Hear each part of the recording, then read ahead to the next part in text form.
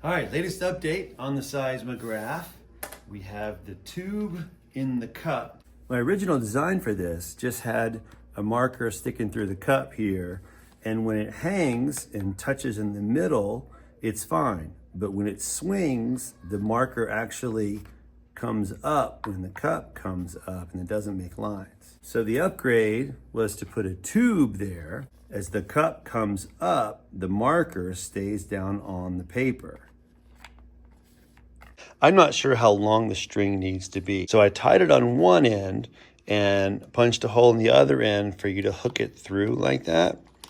And so it's easily adjustable. And when you don't know how to make it perfect, you need to make it adjustable. And that's what we have here. So you just bring this over the top and then hook it in there. And it looks like that is too short because the cup is too far from the paper. So to adjust it, I'm just gonna unhook this, and then I'm gonna move the string a little bit closer to the middle. Not much, just a little bit.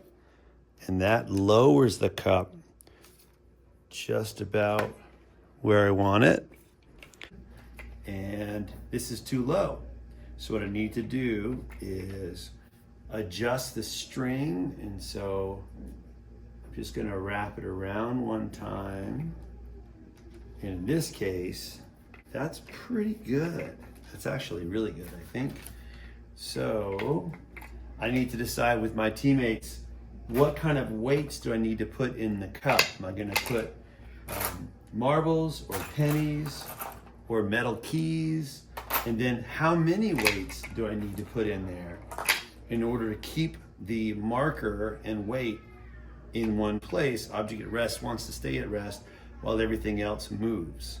So I'm going to try just a little bit here and see what happens. Please don't lose the marker cap. We just put that on the back of the marker here, and I just realized that I am not centered with where my cup is going to be, and so I need to scoot everything over.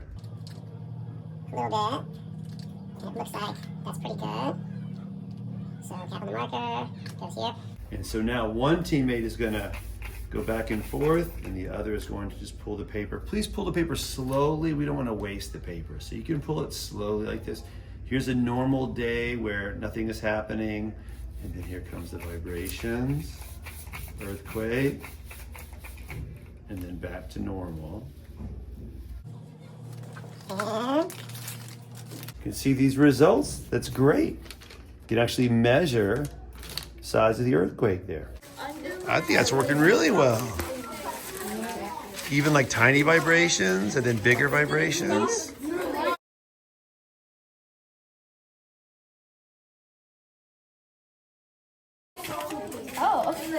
Yeah, that's the problem I keep having, is it gets stuck. Thanks to Emery and a couple of other 5th grade students, we have a new improvement to make. I was frustrated because the marker would sometimes get caught on the edge of the paper there. We discovered by pushing the tube lower, closer to the paper, now the tube bumps against the straws and the marker can no longer reach the edge of the paper, keeping it exactly where we want it. And then that created a new problem. Now, this tube is so low, limited by how much weight we could put in, because when the marbles get higher than the tube, they actually push against the marker. So now with a longer tube, I'll adjust the tube by pushing it up or down as far as I want. And now the tube hits the straws, which keeps the marker from getting to the edge of the paper. And now I can add weights all the way up to the top while still having the tube hitting the straws, which keeps the marker in the area where I want, making the zigzag lines for my seismogram. Yay, thank you, 5th grade. Helping me improve our do-it-yourself seismograph. You could keep this paper. That paper needs to stay on when we're done and it's time to clean up. By the way, that may have worked, but it might work better if I try more or less weight. And so if you finish early and you're successful, then try to improve it.